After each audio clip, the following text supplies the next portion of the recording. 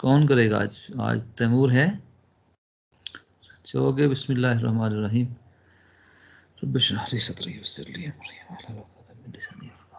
बच्चे मैंने ना वो एक ये लेक्चर जो है मुझे मैंने ना कहीं से पावर पॉइंट से डाउनलोड किया, मुझे अच्छी लगी थी वेव के बारे में कि वेव क्या होती है, उसकी मैथमेटिकल रिप्रेजेंटेशन क्या है। और ये मैंने ख़ुद नहीं बनाई, लेकिन मुझे बड़ी जो जिस तरह की मैं चाह रहा था उस तरह की मुझे मिल गई। तो मैं चाह रहा था कि वो चैप्टर 11 हमने शुरू किया वेव के बारे में, तो थोड़ा सा अगर इन जनरल वेव इक्वेशन के बारे में आपको थोड़ा इल्म हो तो आपको ज़्यादा फ़ायदा होगा वो लेक्चर समझने में। तो ये सिंपल, इन्होंने सिंपल तरीके से ये वेव को और उसकी मैथमेटिकल रिप्रेजेंटेशन को और जो वेव इक्वेशन क्या होती है ये बच्चे उन्होंने डिस्कस किया। तो मैं चाह रहा था कि पहले आज मैं ज़रा इससे स्टार्ट करता हूँ। What is wave? Mathematical description of travelling pulses and waves, the wave equation, speed of transverse waves on a string. तो ये 4 पॉइंट्स हैं जो बड़ी खूबसूरती से ये पावर पॉइंट जो है ना, मैं 13-14 पावर पॉइंट्स हैं जो इसको एक्सप्लेन करती हैं। तो नज़र आ रही है ना ये चीज़ें आपको? मैंने शायद यही शेयर की है आप लोगों के साथ। Yes sir. ये देखो बच्चों, ये ट्रांसवर्स वेव है आपके पास, ये ऊपर आपको पता ही है। आपके जो अंडरग्रेड से पहले जो एफएससी तक पढ़ा है कि अगर पार्टिकल ऑफ द मीडियम जो है वो मूव करें in a direction which is perpendicular to the direction of propagation of the wave, तो हमें ये ट्रांसवर्स वेव होती है। In case of longitudinal waves हमारे पास जो पार्टिकल्स हैं वो उसी डायरेक्शन में वाइब्रेट करते हैं जिस डायरेक्शन में वेव जो है ना वो प्रोपेगेट करती है। तो हमारे पास ये जो वाटर वेव्स होती हैं ये दोनों का कॉम्बिनेशन है हमारे पास, ट्रांसवर्स और लॉन्गिट्यूडिनल का। डिस्टर्बेंस मूव्स और प्रोपेगेट्स विद वेलोसिटी v, ये कैसे अभी मैं बताऊंगा आपको। The wave speed is not the same as the speed with which the particles in the medium move, ये बात याद रखनी है। पार्टिकल तो उधर ही ऑसिलेट करेंगे अपनी मीन पोजीशन के इर्द गिर्द, उनकी वेलोसिटी कुछ और होगी, लेकिन जो वेव है उसकी वेलोसिटी कुछ और होगी, डिफरेंट होगी। सो ट्रांसवर्स वेव जिसमें मैंने कहा कि particle motion perpendicular to the direction of wave propagation.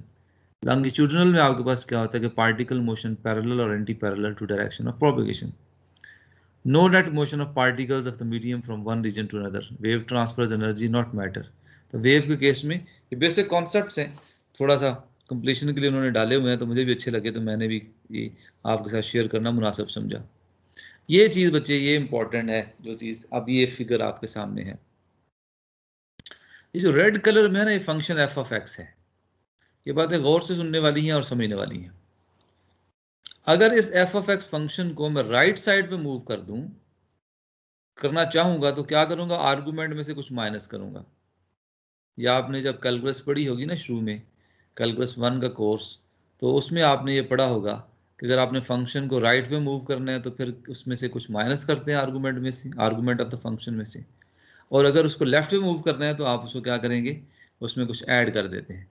तो एफ ऑफ एक्स माइनस 10 जो है आप देखें वो 10 प्लेसेस जो है ना वो रेड कलर जो है वो जहाँ ब्लू ब्लू देख आपको नज़र आ रहा होगा, ये शिफ्टेड है, शिफ्ट हो गया राइट साइड पे।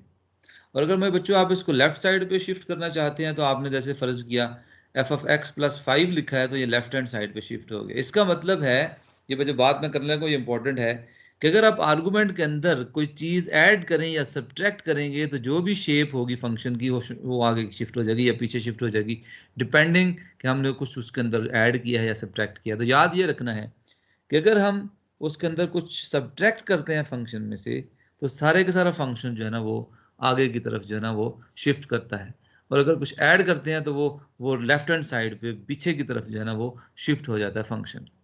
अब बच्चों ये बड़ा सिंपल कॉन्सेप्ट है कि अगर ये चीज़ जैसे फ़र्ज़ किया यहाँ पे हमने 10 लिखा हुआ है, यहाँ पे 5 कर देंगे तो थोड़ा सा यहाँ होगा, अगर 20 कर देंगे और आगे चला जाएगा। तो इसका मतलब है कि अगर ये वाली चीज़ जो x माइनस समथिंग जो है ये फंक्शन ऑफ टाइम हो, ये फंक्शन ऑफ टाइम हो तो क्या होगा, ये वाला जो वेव फॉर्म है ये आगे के टाइम के साथ साथ आगे मूव करती चली जाएगी। तो बस ठीक है, जब भी कोई शेप इस तरह आगे मूव करती चली जाती है टाइम के साथ साथ तो हम कहते हैं कि ट्रैवलिंग वेव है। Very simple concept. So for wave pulse travelling to the right with velocity v, हम क्या कहेंगे कि f of x T is equal to f of x minus v t. ये वी इज द वेलोसिटी जिसके साथ ये shape आगे की तरफ बच्चे शिफ्ट करती है। जैसे यहाँ पे आप देखें ये एफ ऑफ एक्स है, ये F of x minus v T है। तो टाइम अगर जीरो होगा तो वापस यहाँ पे आ जाएंगे, टाइम बढ़ाते चले जाएंगे तो शेप आगे की तरफ मूव करती चली जाएगी आपके पास। एक्चुअली ये गॉसियन से शेप है, तो इसकी जो एग्जैक्ट रिप्रेजेंटेशन है वो ये है कि एफ ऑफ माइनस एक्स स्क्र जो है ना वो ये वाली शेप बनती है। F of x is equal to e power minus x स्क्र, f of x is equal to e power minus x स्क्र, ये वाली शेप बनती है जो रेड कलर में है। अगर आपने उसको आगे की तरफ शिफ्ट करना है तो क्या करें, एक्स में से माइनस वी टी करें। अब वही चीज यहाँ पे लिखेंगे। अब यहाँ पे एक्स, तो आपको पता है कि किसी वेरिएबल के अंदर आप वही चीज ऐड या सब्ट्रैक्ट कर सकते हैं जिसकी डायमेंशंस वही हों जो एक्स की हैं। तो x की डायमेंशन किसकी होगी, टाइम की डायमेंशन तो टाइम की है, तो वेलोसिटी के साथ मल्टीप्लाई करके इसके अंदर ऐड या सब्ट्रैक्ट कर सकते हैं। लिहाजा आपको vt साथ इसके साथ टाइम के साथ v भी मल्टीप्लाई करना पड़ेगा। So f of x T is equal to e power minus x minus v t whole square. This is, यही जो आपके पास जो गॉसियन शेप है जिसको e power minus x square से हम रिप्रेजेंट करते हैं, ये ट्रेवल करना शुरू कर देगी अगर हम इसको रिप्लेस कर देंगे e power minus into x minus v t whole square के साथ। तो सिंपल आपने ये याद रखना है कि अगर आर्गूमेंट में से जो जो पोजीशन का जो आर्गूमेंट है एक्स है ना, पोजीशन को जो रिप्रेजेंट करता है, उसके साथ माइनस वी टी कर देंगे तो आपके पास राइट पे ये चीज शेप मूव करना शुरू कर देगी। और अगर प्लस वी टी कर देंगे तो ये आपके पास लेफ्ट हैंड साइड पे मूव करना शुरू कर देगी। बड़ा सिंपल है। तो दोनों तरफ ये चीज आपके पास जो है ना वो किसी भी शेप को आप मूव कर सकते हैं उसमें कुछ ऐड या कुछ सब्ट्रैक्ट करने से। तो ये बड़ी खूबसूरत बात है। अगर इस किसी को समझ ना आई हो तो मैं थोड़ी देर के लिए पॉज करता हूँ, आप पूछ सकते हैं।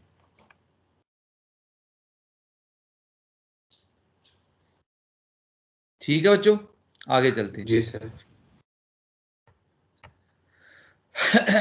ये साइनोसाइडल वेव्स हैं कि आप जो है ना, सिर्फ आपको दिखाया गया है कि साइनोसाइडल वेव्स कैसे होती हैं, हमारे लिए जी इंपॉर्टेंट सर। है। हम जो इलेक्ट्रोमैग्नेटिक वेव्स हैं उनको साइनोसाइडल शेप में हम शो करते हैं। तो बच्चा पूछना चाह रहे हैं शायद कुछ। जी सर, अब अगर हम इसमें टाइम जैसे हम आगे की तरफ तो मूव कर सकते हैं, तो जी जी, हम नेगेटिव वैल्यूज डालते हैं तो इसका मतलब टाइम में पीछे की तरफ ट्रेवल कर रही है वेव। कहाँ पे कि क्या बात। आप मतलब आपने ये जो कहा ना कि नहीं, हम टाइम में नहीं, position position position position, time में हम नहीं पीछे की तरफ जा सकते। ये क्लासिकल में तो हम बिल्कुल नहीं जा सकते पोजीशन में। लेकिन हमने उसको वेरिएबल तो टाइम का लिया ना। नहीं, टाइम का वेरिएबल तो दिया है लेकिन सब्ट्रैक्ट किस में से कर रहे हैं हम, पोजीशन में से सब्ट्रैक्ट कर रहे हैं। या ऐड कर रहे हैं तो पोजीशन में ऐड कर रहे हैं। ठीक तो पोजीशन में जाएंगे, टाइम में नहीं हम ठीक जा सकते पीछे। Okay, so periodic sir. Sinusoidal wave produced by excitation oscillating with simple harmonic motion. आपके पास, आप देख रहे हैं कि आपके पास ये जो स्प्रिंग लगा हुआ है नीचे, तो ये मैस है, इसके साथ अगर आप रस्सी बांध देंगे, एक दफ़ा इस मैस को आप पुश करके छोड़ देंगे तो ऐसे ऑसिलेट करता रहेगा। तो साथ जो भी आपके पास स्ट्रिंग इसके साथ बंधी हुई है उसके अंदर ये जो आपके पास जो है ना वो ऑसिलेशन जो है ना वो ट्रांसवर्स वेव पैदा होगी।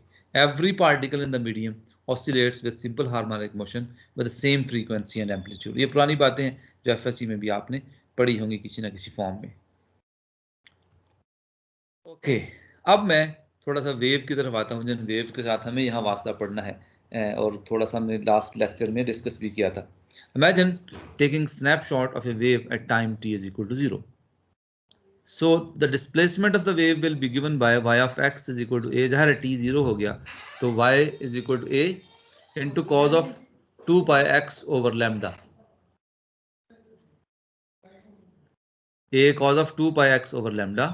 If we turn on wave motion to the right with velocity v, अगर हम इसी वेव को राइट पे मूव करना चाहेंगे तो जो हमारी इससे पहले डिस्कशन हुई है उसके मुताबिक वेलोसिटी में से हमें माइनस वी टी करना पड़ेगा। तो यहाँ पे मैंने 2 पाई ओवर लैम्डा वैसे का वैसे ही रहा है, यहाँ ब्रैकेट लगा ली x माइनस वी टी। तो अब यही चीज़ जो है ना ये ट्रैवलिंग वेव आपके पास बन जाएगी जो शेप राइट की तरफ जो है ना वो मूव करती चली जाती है टाइम के साथ साथ। So y of x T is equal to a cos of 2 pi over lambda into x minus vt. This is a mathematical equation for a traveling wave. अभी इसके ऊपर हमने और भी बात करनी है। तो so the sinusoidal traveling wave mathematically can be written as y of x t is equal to a cos of 2 pi over lambda into x minus vt। हम यहाँ कुछ नए वेरिएबल्स इंट्रोड्यूस करना चाहते हैं। शायद आपने कहीं पढ़ा हो कि 2 pi over lambda जो है इसको हम वेव नंबर कहते हैं। क्या कहते हैं इसको? Wave number. 2 pi over lambda, 2 pi over lambda। So y of x t हम लिख सकते हैं कि 2 pi over lambda को अगर हम k से रिप्रेजेंट करेंगे तो kx माइनस के वी इंटू टी। अब जो के वी है इसके साथ भी कुछ हमने करना है। वेलोसिटी होती है ना F over lambda, F into lambda, sorry F into lambda. आप ऐसा करें कि लैम्डा की जगह पे यहाँ से आप लैम्डा इधर चला जाएगा तो आपके पास क्या होगा, 2 पाई ओवर के आ जाएगा। यहाँ पुट करते हैं तो 2 पाई एफ ओवर के। तो ओमेगा 2 पाई एफ क्या होता है? Angular frequency omega over k. So v is equal to omega over k. आप देख रहे हैं यहाँ पे हमारे पास जो है ना, ये के को मैं उधर ले जाऊँ दूसरी तरफ तो के इंटू वी क्या बन जाता है? ओमेगा बन जाता है। तो लिहाजा हमारे पास y of x T is equal to a cos of के एक्स माइनस ओमेगा टी। तो ये वो मैथमेटिकल रिप्रेजेंटेशन है जो हम आम तौर पर ट्रैवलिंग वेव लिखते हैं। साइन से लिख लेते हैं बाज बुक्स वाले, बाज वाले कॉस से लिखते हैं, तो उससे कोई फर्क नहीं पड़ता। So y of x t is equal to a times cos of kx minus omega t. This is the mathematical description of a sinusoidal traveling wave. ये हमारे लिए important है जो लोग हम जो है वो इसमें हम जो इलेक्ट्रोमैग्नेटिक वेव्स की ट्रैवलिंग को जब हम पढ़ेंगे। तो बच्चे ये थोड़ा सा वेव इक्वेशन की तरफ हम आ रहे हैं कि वेव इक्वेशन हम कैसे लिखते हैं। आप देखो ये जो हमारी डिस्कशन अब तक हुई है उसमें हमने ये तय किया है कि जब भी वेव ट्रैवल करती है किसी मीडियम में तो मीडियम के पार्टिकल्स जो है ना वो ट्रैवल नहीं करते साथ वेव के, वो अपनी ही मीन पोजीशन के इर्द गिर्द जो है ना वो ऑसिलेट करते हैं। तो आप देखें कि अगर आप इस वेव को गौर से देखें तो आप ये देखें ये क्रेस्ट है, ये ट्रफ है और फिर ये क्रेस्ट है। यहाँ पे आपके पास डिस्प्लेसमेंट 0 है, यहाँ पे डिस्प्लेसमेंट मैक्सिमम है, यहाँ पे भी डिस्प्लेसमेंट मैक्सिमम है मीन पोजीशन से पार्टिकल की। आपको अगर याद हो कैलकुलस तो आपको ये पता है कि आप ये देखें यहाँ पे कर्वेचर मैक्सिमम है और यहाँ पे कर्वेचर 0 है, यहाँ पे भी कर्वेचर जो है ना वो दूसरी तरफ मैक्सिमम है आपके पास। ये तो कर्वेचर का तल्लक जो है ना वो नेगेटिव सेकंड डेरिवेटिव के साथ होता है, सेकंड डेरिवेटिव के साथ। तो इसका मतलब ये हुआ कि यहाँ पे सेकंड डेरिवेटिव मैक्सिमम होगा और यहाँ पे भी सेकंड डेरिवेटिव मैक्सिमम होगा, लेकिन साइन उसका जो है ना वो यहाँ पे सेकंड डेरिवेटिव जो है ना पॉजिटिव होता है, यहाँ सेकंड डेरिवेटिव नेगेटिव होता है, लेकिन होगा यहाँ पे मैक्सिमम, उसका जो मैग्नीट्यूड है मैक्सिमम होगा। यहाँ पे देखें सेकंड डेरिवेटिव ये नेगेटिव से पॉजिटिव की तरफ जा रहा है, तो यहाँ पे आपके पास क्या होगा, यहाँ पे सेकंड डेरिवेटिव 0 होता है, इसे पॉइंट ऑफ इन्फ्लेक्शन भी कहते हैं। यहाँ कनकेविटी कन्वेक्सिटी में अंदर चेंज होती है, तो यहाँ पे सेकंड डेरिवेटिव विल बी 0, यहाँ पे second derivative will be maximum. दूसरी बात कि आपके पास ये जो जब भी सिंपल हार्मोनिक मोशन होती है तो आपको पता है कि उसके ऊपर जो फोर्स लगती है पार्टिकल के ऊपर कि that is proportional to, directly proportional to the distance from the mean position. बच्चों यहाँ पे जब पार्टिकल होगा इस जगह पे तो उसके ऊपर जो फोर्स होगी वो 0 होगी, और जब पार्टिकल यहाँ पे होगा या यहाँ पे होगा तो उस वक्त उसके ऊपर जो फोर्स होगी दैट विल बी मैक्सिमम। तो इसका मतलब ये हुआ कि आपके पास यहाँ पे मैक्सिमम फोर्स है और यहाँ पे आपके पास जो है ना वो मिनिमम फोर्स है। यहाँ पे कर्वेचर भी मैक्सिमम है और यहाँ पे कर्वेचर भी मिनिमम है। इसका मतलब ये हुआ कि जो फोर्स होगी उसका जो रिलेशनशिप होगा वो कर्वेचर के साथ होगा। जहाँ जितना ज्यादा कर्वेचर होगा किसी लोकेशन पे उतनी ही ज्यादा उसके ऊपर फोर्स होगी। आप जो कर्वेचर है ना, कर्वेचर होता है second derivative with respect to position, और फोर्स क्या होती है, second derivative with respect to time. तो आप देखें हम ये अगली पावर पॉइंट में इस चीज को लिंक करने जा रहे हैं कि मैथमेटिकली जो कर्वेचर है, the strings curvature is given by partial 2y by partial x square, और जो पार्टिकल के ऊपर फोर्स है that will be proportional to the acceleration, and acceleration क्या होता है, partial 2y over partial t square. लिहाजा आपके पास इसका मतलब यह हुआ कर्वेचर और एक्सेलरेशन आपस में क्या होंगे, वो डायरेक्टली प्रोपोर्शनल होंगे। जैसे मैंने आपसे थोड़ी देर पहले कहा कि जहां कर्वेचर मैक्सिमम है वहां फोर्स मैक्सिमम है। फोर्स मैक्सिमम का मतलब क्या है, वहां पे आपके पास एक्सेलरेशन मैक्सिमम है, और जहां पे आपके पास फोर्स मिनिमम है वहां पे आपके पास कर्वेचर भी मिनिमम है। तो आपके पास ये curvature is directly proportional to the acceleration, और इस प्रोपोर्शनैलिटी को अगर हम इक्वालिटी में कन्वर्ट करते हैं तो आपके पास क्या आएगा, कांस्टेंट आपके पास आएगा। तो यही चीज आपके पास wave equation, one dimensional wave equation की मैथमेटिकल रिप्रेजेंटेशन है जी। इसको मजीद हम जो है ना वो बेहतर अंदाज में ऐसे कह सकते हैं। ये हमने पढ़ा कि y of x T is equal to a sine of के एक्स माइनस ओमेगा टी है जैसे फर्ज किया, तो इसको डेरिवेटिव लें विद रिस्पेक्ट टू एक्स तो आप ऐसे लिख सकते हैं, विद रिस्पेक्ट टू टाइम्स का डेरिवेटिव लें तो ऐसे लिख सकते हैं। अब आप इसका दोबारा डेरिवेटिव लें विद रिस्पेक्ट टू एक्स तो ये चीज़ बन जाएगी, इसका टाइम के लिहाज से एक दफ़ा और डेरिवेटिव लें तो आपके पास ये चीज़ बन जाएगी। आप इन दोनों को कंपेयर करें कि यहाँ से ए साइन ऑफ के एक्स माइनस ओमेगा टी जो वाई के बराबर है, उसको अगर आप देखेंगे तो आपके पास आ जाएगी -1/ओमेगा² पार्शियल 2y/पार्शियल t²। यहाँ से a साइन ऑफ के एक्स माइनस ओमेगा टी के बराबर आ जाएगा आपके पास ये कि -1/k² पार्शियल 2y/पार्शियल x²। तो अगर दोनों को कंपैरिजन करें आप तो दोनों a साइन ऑफ के एक्स माइनस ओमेगा टी के बराबर हैं। तो अगर आप कंपेयर करेंगे तो आपके पास बनेगा पार्शियल 2y/पार्शियल x² is equal to 1/v²। किसके बराबर है? ओमेगा² के के। यहाँ से ये टर्म जो इधर आई थी और ये वाली टर्म जो हाँ दूसरी तरफ आई थी, इन दोनों ने आपस में एडजस्ट होके ये 1/v² बना दिया है। तो पार्शियल 2y/पार्शियल x² is equal to 1/v², partial 2y/पार्शियल t²। तो ये वेव इक्वेशन है। इस वेव इक्वेशन का सोल्यूशन क्या है? हमने यार रिवर्स इंजीनियरिंग की है कि सोल्यूशन पहले लिख दिया है, इक्वेशन बाद में लिखी है। तो इसका सोल्यूशन ये वाली जो आपके पास जो सोल्यूशन है ये ट्रैवलिंग वेव है एक्चुअली आपके पास, जो टाइम के साथ साथ आगे की तरफ बढ़ती चली जा रही है। एक्चुअली वो सोल्यूशन इस वेव इक्वेशन का है।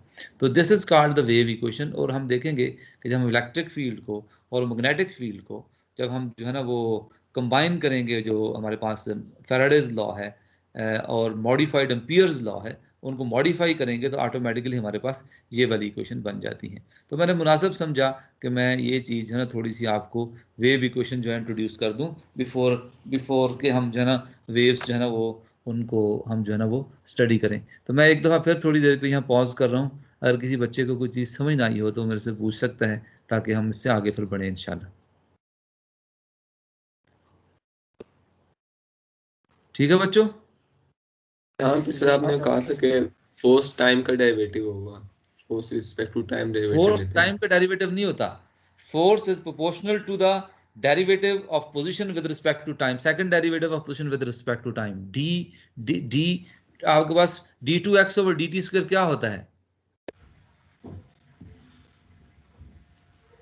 एक्सेलरेशन। Yes sir, acceleration. ठीक है, आप देख रहे हैं यस। पार्शियल 2y/पार्शियल t² क्या होगा? एक्सेलरेशन होगा। ये मैंने कहा था फोर्स के लिए। जैसे आपके पास ये वाला है कि आपके पास पार्टिकल का एक्सेलरेशन है, क्या है? पार्शियल 2y/पार्शियल t²। तो जी एक्सेलरेशन को रिप्रेजेंट करते हैं, ये कर्वेचर को रिप्रेजेंट करते हैं। ठीक है बच्चों, जी सर। अब मैं ये चेंज कर रहा हूँ, वापस हम उधर ही जा रहे हैं जहाँ पे हमने लास्ट टाइम छोड़ा था।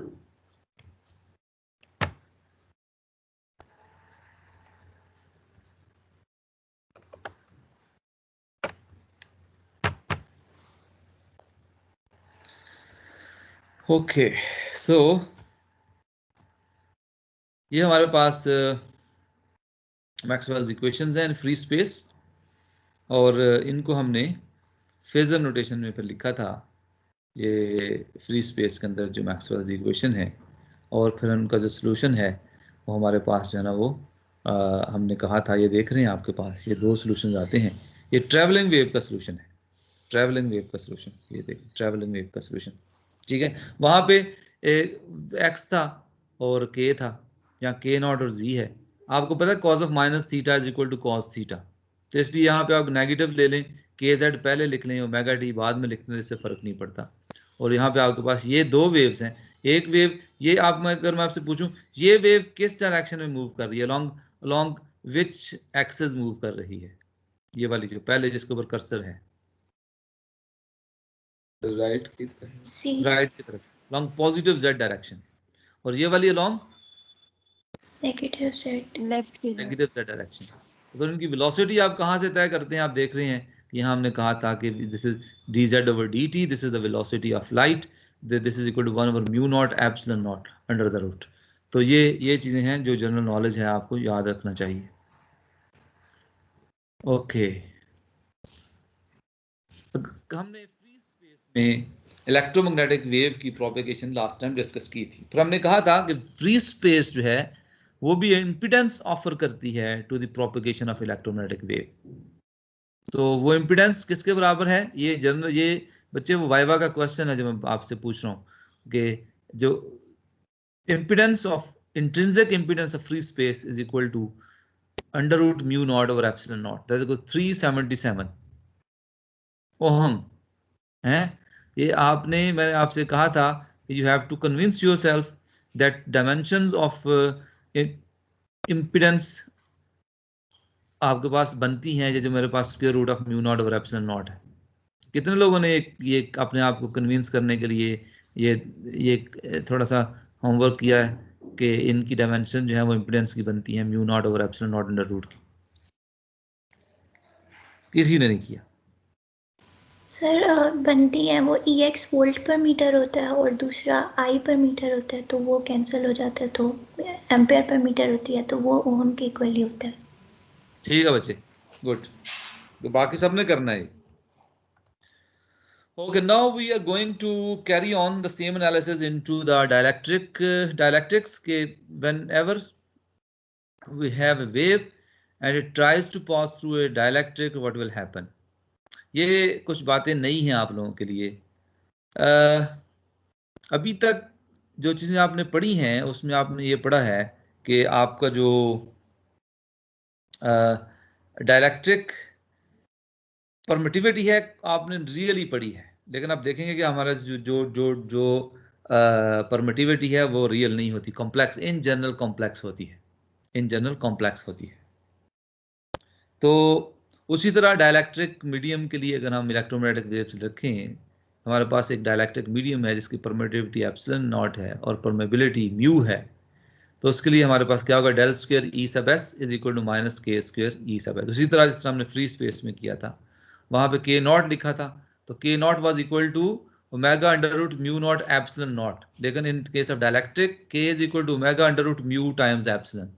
या आप इसको लिख सकते हैं, अगर के नॉट की फॉर्म में लिखना चाहते हैं, हमें पता है कि mu is equal to mu naught into mu R and epsilon is equal to epsilon naught into epsilon R, और वहां से अगर हम जो है ना वो एप्सिलॉन नॉट और म्यू नॉट अलहदा कर लें तो इसको के नॉट की फॉर्म में हम लिख सकते हैं कि K is equal to K naught under root mu R into epsilon R. तो ये हमारे पास जो है ना एक ऑप्शन है, लेकिन मैं म्यू और एप्सिलॉन के साथ ही रहूंगा, ये जो रिलेटिव परमेबिलिटी और रिलेटिव परमिटिविटी की फॉर्म में मैं नहीं जाऊंगा।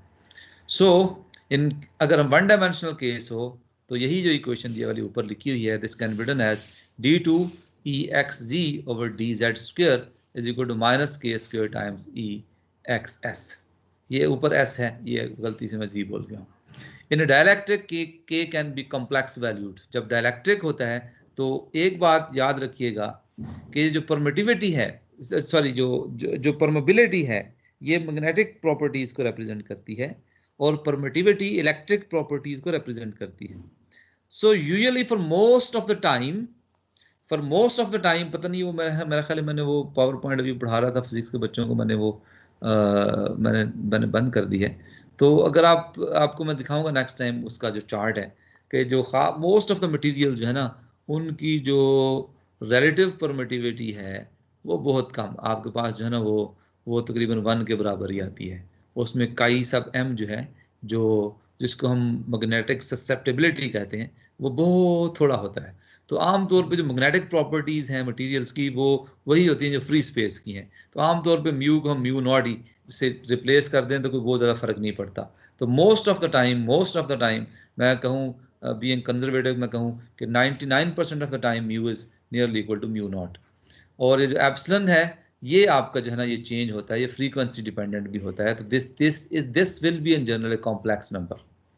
सो j times k can be complex valued, तो हम इसको लिख सकते हैं कि j times k is equal to alpha plus j beta, j is equal to under root -1। तो लिहाजा EXS is equal to EX naught e power minus j times kz। This is equal to EX0 e power minus j times k की जगह पे आप ये put कर दें तो minus alpha into z e power minus j beta into z. अब बच्चों ये वाला जो दो पार्ट हैं ये डिफरेंट है, ये डिकेइंग पार्ट है, ये ऑसिलेटरी पार्ट है, ये वाला ऑसिलेटरी पार्ट है। इसका मतलब ये हुआ कि अगर हमारा k जो है, अगर k जो है ये कॉम्प्लेक्स हो तो उस सूरत में हमारे पास वेव का एम्पलीट्यूड जो है ना वो कम हो सकता है। अगर हम इसको कर रखें उस जिस तरह हमने वेव की ट्रैवलिंग वेव के लिए हमने सोल्यूशन लिखा था, तो तो ये जो ऑसिलेटरी पार्ट है तो ये तो हमें cos of omega t minus beta z दे देगा, लेकिन ये साथ चलता रहेगा e power minus alpha z. इसका मतलब है कि जैसे जैसे वेव जो है वो पेनिट्रेट करेगी किसी डायलैक्ट्रिक मीडियम के अंदर, वो अटेन्यूएट होगी इस फैक्टर की वजह से। ई पावर माइनस अल्फा जेड ये एम्पलीट्यूड कम करने को शो करता है ये। अब हम देखते हैं कि क्यों, किन किन चीज़ों के ऊपर ये डिपेंड करता है, क्यों वेव जो है ना अटेन्यूएट होती है, किस वजह से अटेन्यूएट होती है जब ये किसी डायलैक्ट्रिक मीडियम के अंदर दाखिल होती है। अब बच्चों जो अल्फा है ना बेसिक जो सॉरी एप्सिलॉन है, इसके दो कंपोनेंट्स होते हैं, एक रियल होता है और एक इमेजिनरी होता है। रियल पार्ट को हम एप्सिलॉन प्राइम से लिखते हैं और जो कॉम्प्लेक्स पार्ट है उसको हम एप्सिलॉन डबल प्राइम से लिखते हैं। फिजिकली अगर आपके पास फ्री चार्जेस होंगे किसी डायलैक्ट्रिक मीडियम के अंदर तो वहां पे epsilon double prime will B non zero, और अगर सारे के सारे बाउंड चार्जेस होंगे तो फिर epsilon double prime will be equal to zero. तो जो फ्री चार्जेस की मौजूदगी होती है आपके पास कोई भी डायलैक्ट्रिक मीडियम हो तो वो परफेक्ट डायलैक्ट्रिक नहीं होता। परफेक्टली आपके पास ये नहीं आप कह सकते कि उसके अंदर जो है ना वो फ्री चार्ज है ही नहीं है, कोई ना कोई फ्री चार्ज जरूर होते हैं, ठीक है। तो इसलिए आपके पास ये जो एप्सिलॉन डबल प्राइम है ये कुछ ना कुछ वैल्यू इसकी होगी, ये नॉन जीरो होगा। तो लिहाजा आपके पास इन जनरल जो एप्सिलॉन है this will be A complex number. ये बाउंड चार्जेस को शो करता है एप्सिलॉन प्राइम, और एप्सिलॉन डबल प्राइम जो है ये फ्री चार्जेस को शो करता है कि फ्री चार्जेस की मौजूदगी की वजह से ये होता है। और अगर फर्ज किया किसी डायलैक्ट्रिक मीडियम के अंदर फ्री चार्जेस नहीं है तो आपका एप्सिलॉन क्या होगा, रियल होगा। वो रियल होगा तो के भी रियल होगा। अगर के रियल होगा तो इस सूरत में आपके पास जो है ना ये वाला पार्ट अटेन्युएशन नहीं होगी आपके पास ये। तो free charges are responsible for taking energy from the electromagnetic wave. So ये बात आपने अपने जहन में रखनी है कि फिजिकली क्या हो रहा है। ये तो आगे चल के इसको बच्चे मैं और एक्सप्लेन करूंगा। K is equal to omega under root mu epsilon आपने लिखा था, तो आप एप्सिलॉन की जगह बेसिस पुट कर दें एप्सिलॉन प्राइम माइनस जे एप्सिलॉन डबल प्राइम, ये लिख लें। अब इसमें से म्यू और एप्सिलॉन प्राइम जो है ना वो जो रियल पार्ट है इसको बाहर निकाल लें तो 1 माइनस जे एप्सिलॉन डबल प्राइम और एप्सिलॉन प्राइम अंडर रूट बनता है। ये चीज है ना ये इसमें थोड़ा सा कॉम्प्लेक्स एनालिसिस करके हम इसका जो रियल और इमेजिनरी पार्ट अलग कर सकते हैं। यहाँ से एक रियल पार्ट होगा, एक इमेजिनरी पार्ट होगा के का।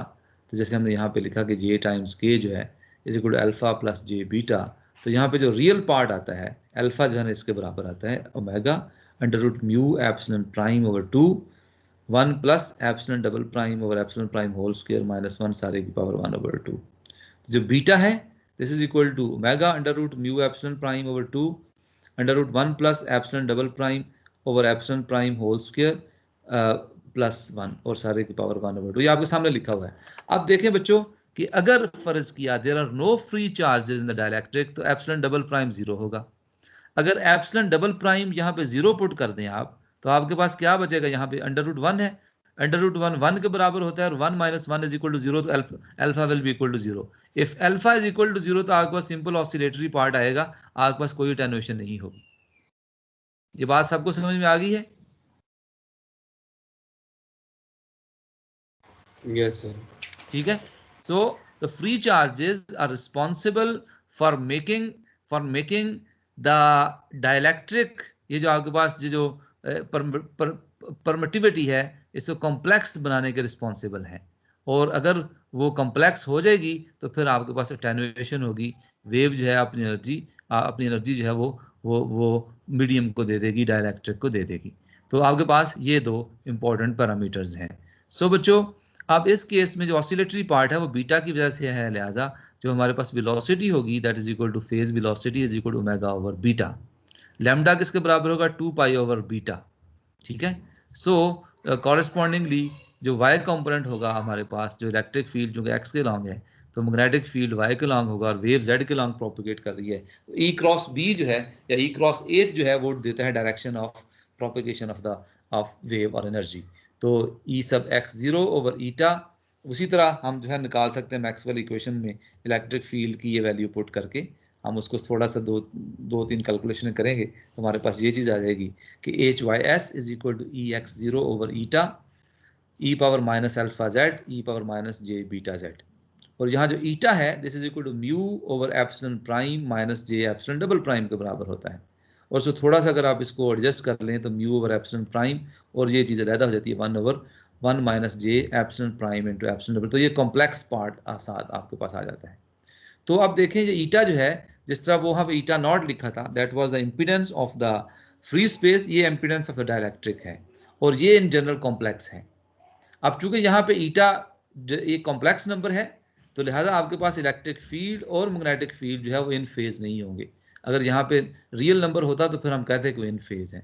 अब चूंकि यहाँ पे कॉम्प्लेक्स नंबर है, आप देख रहे हैं कि आपके पास ईटा के अंदर ये कॉम्प्लेक्स नंबर आ जाएगा, इसका एक रियल पार्ट भी होगा, इमेजिनरी पार्ट भी होगा। थोड़ा सा कॉम्प्लेक्स एनालिसिस करके हम दोनों पार्ट्स निकाल सकते हैं। तो इन जनरल इन डायरेक्ट्रिक आपके पास इलेक्ट्रिक फील्ड और magnetic field will not be in phase, there will be a phase difference between them. Okay, वही जो स्पेशल केसेस अब इन्होंने डिस्कस किए हुए हैं कि प्रोपेगेशन इन डायलेक्ट्रिक में if we have a perfect dielectric, उसे हम लॉस लेस मीडियम कहते हैं, उसमें एप्सिलॉन डबल प्राइम जीरो होता है। फिजिकली क्या मतलब, there are no free electrons, there are no free charges. तो क्या होगा, epsilon double prime is equal to zero, उसको हम परफेक्ट डायलेक्ट्रिक कहेंगे। तो epsilon is equal to epsilon prime, so alpha is equal to zero, जैसे हमने पिछली पावर पॉइंट में बच्चे आपको मैंने बताया है। तो beta will be equal to omega mu into epsilon, so E sub x is equal to E sub x0 cos of omega t minus beta z. Vp is equal to omega और beta, ये सारी चीजें बड़ी आसान है, आप इनको देख सकते हैं। लैम्डा भी आप देख सकते हैं। hy क्या होगा आपके पास, E x0 over eta into cos of omega t minus beta z, where the intrinsic impedance eta is equal to mu over epsilon। अब इस केस में चूंकि आपके पास परफेक्ट डायलेक्ट्रिक है, तो आपके पास क्या होगा, मैग्नेटिक फील्ड और इलेक्ट्रिक फील्ड इन फेज होंगे, क्योंकि ये रियल नंबर है आपके पास। ये भी कॉस की फॉर्म में है, इलेक्ट्रिक फील्ड भी कॉस की फॉर्म में है, ये भी कॉस की फॉर्म में होगा, कि दोनों इन फेज होंगे जहां पर रियल नंबर है, मैग्नीट्यूड में इख्तलाफ होगा उनका। अगर आपके पास फर्ज किया कंडक्टिव मटेरियल हो, तो कंडक्टिव मटेरियल के केस में करंट डेंसिटी क्या होती है, sigma into e, conductivity times electric field. So del cross ये मैं लिख रहा हूं, ये वाली जो इक्वेशन है ना उसकी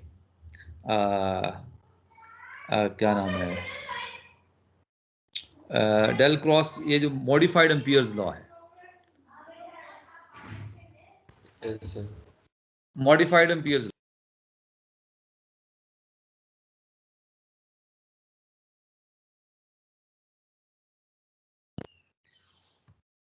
this is modified Ampere's law.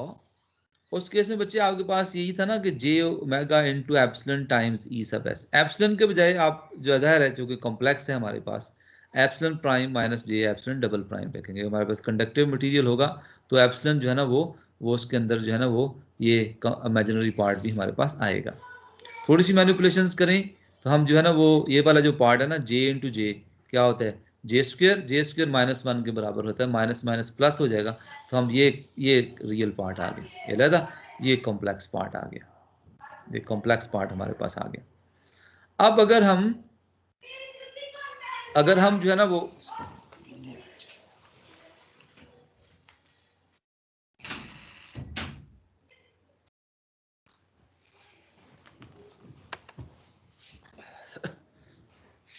जो है ना वो इसको आप देखें, ये चीज जो है इसको अगर हम जो है ना वो सिग्मा के साथ जो है ना वो रिप्लेस करना चाहेंगे, तो हम जो है ना वो अगर हम वो पूरा एम्पियर्स लॉ लिखते हैं, मॉडिफाइड एम्पियर्स लॉ लिखते हैं, तो आपके पास ये होता है ना एक j plus epsilon into partial e over partial t आपके पास आता है, ठीक है। डेल क्रॉस एच को आप लिखते हैं ना j plus epsilon partial e over partial t, तो जे की जगह पे आप देखें सिग्मा इनटू ई लिख लें, और आप जो है ना वो उसमें पार्शियल ओवर पार्शियल टी की जगह पे जे इंटू ओमेगा लिख लें, और यहाँ पे इसका जो है ना वो एप्सिलॉन रियल पार्ट जो सिर्फ डायलेक्ट्रिक को जो रिप्रेजेंट करता है, तो यहाँ से हम कह सकते हैं कि हमारे पास ये चीज़ है ना, दिस इज इक्वल टू जे, ये आपके पास सिग्मा, और ये आपके पास डी जे सिग्मा और जे डी दो आपके पास डिस्प्लेसमेंट करंट, और ये conduction current, displacement current and conduction current आपके पास आएगी। तो एप्सिलॉन डबल प्राइम जो है this will be equal to sigma over omega. तो आपके पास इन दोनों का, इसका और इसका कंपेयर करके आप कह सकते हैं कि आपके पास omega into epsilon double prime किसके बराबर है, सिग्मा के बराबर है। तो यहाँ पे आप एप्सिलॉन डबल प्राइम निकाल सकते हैं, this is equal to sigma divided by omega. तो आप देख रहे हैं कि एप्सिलॉन डबल प्राइम किसके ऊपर डिपेंड करता है, सिग्मा के ऊपर। सिग्मा क्या है, कंडक्टिविटी है। कंडक्टिविटी किसके ऊपर डिपेंड करती है कि आपके पास मीडियम के अंदर फ्री इलेक्ट्रॉन्स कितने हैं। तो फ्री इलेक्ट्रॉन्स अगर नहीं होंगे तो कंडक्टिविटी जीरो होगी, एप्सिलॉन डबल प्राइम भी जीरो होगा। अब इसमें एक बड़ा इंपॉर्टेंट इलेक्ट्रिकल इंजीनियर्स के लिए बच्चों, ये जो है ना, इन दो करंट्स की रेशो जो है, ये कंडक्शन करंट है, ये डिस्प्लेसमेंट करंट है। तो j sigma s over j d s is equal to epsilon double prime divide by j omega prime. अब epsilon double j j j epsilon prime, और इसकी जगह पे एप्सिलॉन डबल प्राइम की जगह पे सिग्मा और ओमेगा आप लिख लें, आपका सिग्मा ओवर जे ओमेगा एप्सिलॉन प्राइम आपके पास आएगा। तो आप देखें बच्चे, ये आपके पास ना, ये देखें, ये इसको जो आप कॉम्प्लेक्स प्लेन में अगर आप लिखते हैं तो ये आपके पास जो है ना वो कंडक्शन करंट है, ये आपके पास जो है ना वो डिस्प्लेसमेंट करंट है, और ये आपके पास नेट रिजल्टेंट है, दोनों का सम है। और ये वाला जो एंगल होता है ना, इसको हमने वो टेंजेंट थीटा से हम लिख सकते हैं, this is called the loss tangent. Sigma पे डिपेंड करता है, एप्सिलॉन पे डिपेंड करता है, और आपके पास वो एप्सिलॉन प्राइम के ऊपर डिपेंड करता है, ओमेगा के ऊपर। So if the loss tangent is small, अगर लॉस टेंजेंट जो है ना वो स्मॉल हो, तो क्या मतलब उसका, if loss tangent is small, तो आपके पास क्या होगा कि एप्सिलॉन डबल प्राइम, इसका मतलब है आपके पास वो कम है, आपके पास फ्री इलेक्ट्रॉन्स कम है मीडियम के अंदर। तो लॉस, ये थीटा जो है ना फिर छोटा आएगा, टेंजेंट थीटा आपके पास कम होगा। तो अगर ये छोटा हो तो फिर हम क्या कर, थोड़ी सी मैनिपुलेशन करके थोड़ी आसानी पैदा कर सकते हैं हम इसको। जे इंटू के आपने लिखा था j omega under root mu epsilon prime, इसको आप लिख सकते हैं 1 माइनस जे सिग्मा और ओमेगा एप्सिलॉन प्राइम, वही जो थोड़ी देर पहले एनालिसिस किया। अगर ये चीज़ थोड़ी हो, छोटी हो, तो इसका मतलब ये होगा कि हम इसको as a binomial expansion expand कर लें कि 1 minus X raise to the power 1/2 binomial expansion वो लगा लें। 1 माइनस जे सिग्मा ओवर 2 ओमेगा स्क्वायर वाली टर्म आएगी, फिर क्यूब वाली टर्म आएगी। क्योंकि ये चीज़ छोटी है तो हायर ऑर्डर टर्म्स हम सारी निगलेक्ट कर देंगे। ये वाला फार्मूला हमने यूज़ किया है, बायनॉमियल एक्सपेंशन वाला। अब इसमें आप देखें कि अगर हम हायर ऑर्डर टर्म्स निगलेक्ट कर देते हैं, तो यहाँ से आप देखें आपके पास जो रियल पार्ट है, आप देखें इसमें ये रियल है, ये सॉरी, जे से मल्टीप्लाई होगा ना तो ये कॉम्प्लेक्स हो जाएगा, ये वाला जे से मल्टीप्लाई होके ये रियल बन जाएगा, जे इंटू जे आपके पास जे स्क्वायर आएगा, ये वाला जे के साथ और ये वाला भी जे के साथ आएगा। तो हम सिर्फ रियल पार्ट को अलग करते हैं, तो ये वाला सिर्फ रियल में कंट्रीब्यूट करेगा। तो अल्फा के लिए हमारे पास जो है ना वो फिर आ जाएगा, alpha is equal to real of j k is equal to j into omega epsilon mu epsilon prime under root into minus j. तो अल्टीमेटली सिंप्लीफाई करके sigma over 2 under root mu over epsilon prime आपके पास आता है। This is your alpha. किस पे depend करता है, सिग्मा पे डिपेंड करता है, म्यू पे डिपेंड करता है, और एप्सिलॉन प्राइम के ऊपर डिपेंड करता है। और जो कॉम्प्लेक्स पार्ट है, हम यहाँ से देखें, यहाँ इससे मल्टीप्लाई करेंगे कॉम्प्लेक्स रहेगा, इससे मल्टीप्लाई करेंगे ये कॉम्प्लेक्स रहेगा, वो आपके पास कॉम्प्लेक्स पार्ट है। इसको after simplification is nearly equal to omega under root mu times epsilon prime के बराबर आता है। तो आप इसी वैल्यूज़ को, ईटा और अल्फा का हमें पता है, इनको अगर हम जो है ना वो ईटा के अंदर पुट करें, तो ईटा हमारे पास mu over epsilon prime under root 1 plus j sigma over 2 omega epsilon prime के बराबर आता है। तो ये हमारे पास जो है ना वो डिफरेंट वैल्यूज़ हैं। अगर हमारे पास वो मीडियम हो जिसके अंदर थोड़े से फ्री इलेक्ट्रॉन्स हों, तो अल्फ़ा की वैल्यू हम इससे कैलकुलेट कर सकते हैं, बीटा की वैल्यू इससे कैलकुलेट कर सकते हैं, और ईटा की वैल्यू हम इस फार्मूले से कैलकुलेट कर सकते हैं। तो मेरा ख्याल है आज के लिए काफ़ी है, इतना ही। बाकी इंशाल्लाह हम जो है ना वो कल की क्लास में फिर इससे आगे इसको कंटिन्यू करेंगे। पूरा एक टॉपिक मैंने चूँकि मुकम्मल कर दिया है, लिहाजा बहुत ज़्यादा पढ़ाऊँगा तो फिर आपके लिए कवर करना मुश्किल हो जाएगा। तो क्वेश्चन है तो बच्चों आप पूछ सकते हैं।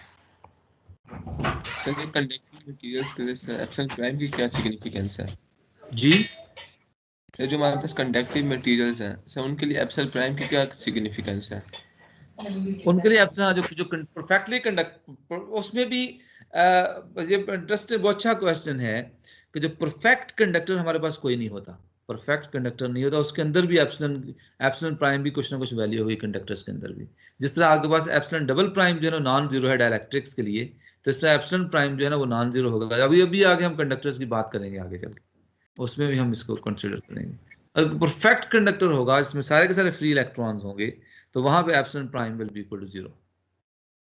सर फिर उसमें वेव प्रोपेगेट ही नहीं कर सकती जी सर, उसमें मतलब एटेन्यूएशन इतनी ज्यादा होगी कि वेव प्रोपेगेट कर ही नहीं सकती। सरफेस से रिफ्लेक्ट बैक हो जाएगी। सही सही this is really very good understanding माशाल्लाह। इसका ये चीज अगर इस तरह आपने क्वेश्चन किया और इस तरह आपने उसको समझा तो मेरे लिए आइडियल है माशाल्लाह। अभी तो रिकॉर्डिंग बंद कर लो।